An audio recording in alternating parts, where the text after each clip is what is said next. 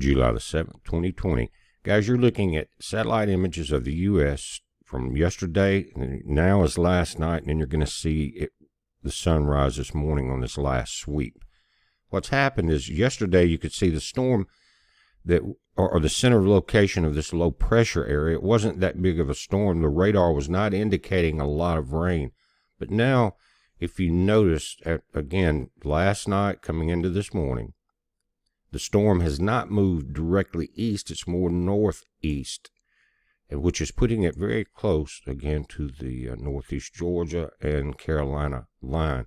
What has happened, and it's starting to show it, is it's getting 1 foot back in the water. Notice this pull right there, this curve. That's being affected by this low pressure system. Now, the way it's moving, it's a little more north than they thought, but so it may come back out into the ocean a little further north. Also, maybe in through North Carolina out this way. But either way, it could turn due east quicker than that and come out closer to the South Carolina, North Carolina border. Either way, it appears to be pulling in this warm moisture now from the Atlantic, which is pulling it over the very warm Gulf Stream that comes out of the Gulf of Mexico. That's how the Gulf releases heat itself. So with this section of it back into the ocean, we're going to have to watch it now for tornadoes, water spouts, and things like that. It's still a 40% chance of development. I want to pull a close-up of this area again. This is the Georgia and South Carolina border you see in blue coming in from last night. Right in here is where they're saying the center of location is.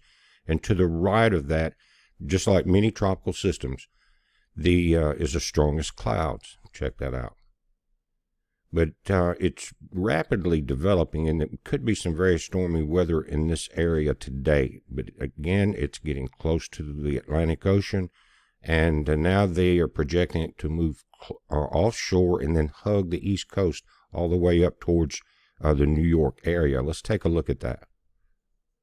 Now, this was as of 8 a.m. this morning, East Coast time. And the center, they're showing right here in northeast Georgia, is moving and picking up speed a little bit more. You can see that in the satellite imaging. But they're still giving it a 40% chance of cyclone formation. Notice now this orange cone that the storm is supposed to move from either the left side or the right side as far as the center when it moves offshore, is extending very much further up the East Coast than it was. And it's not showing it turning or anything at this point. That will change over the next few days, regardless. If it comes out right here on the North Carolina, or excuse me, South Carolina, North Carolina border, moves up over the Nags Head area, you can see it heading up into Virginia.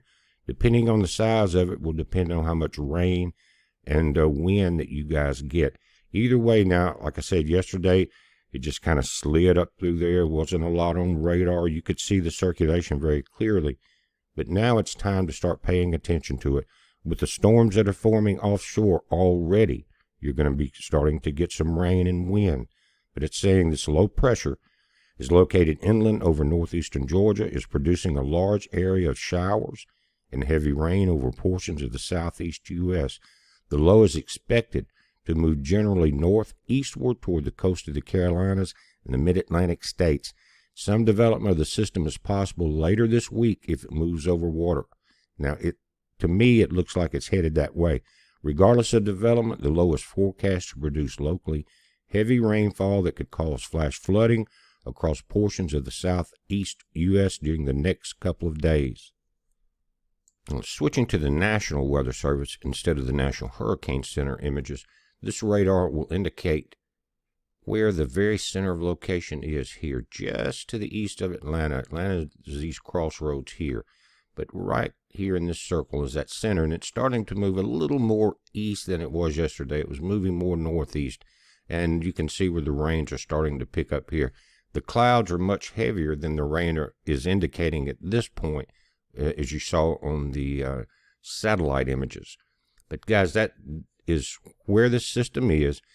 As it's moving through South Carolina, Pay attention to these storms getting stronger today. It's early this morning, but as the sun comes up, it's going to put heat on top of these clouds. And as every mile that it gets closer to the ocean, it's going to continue to strengthen. We're going to update it throughout the day today. Again, yesterday, guys, it was just meandering up through Georgia. Not a lot of storms or anything. But checking it this morning, we can see now it's starting to pick up energy from the Atlantic Ocean. But we're watching this, guys. You pay attention to it. It's a heads up. Be safe.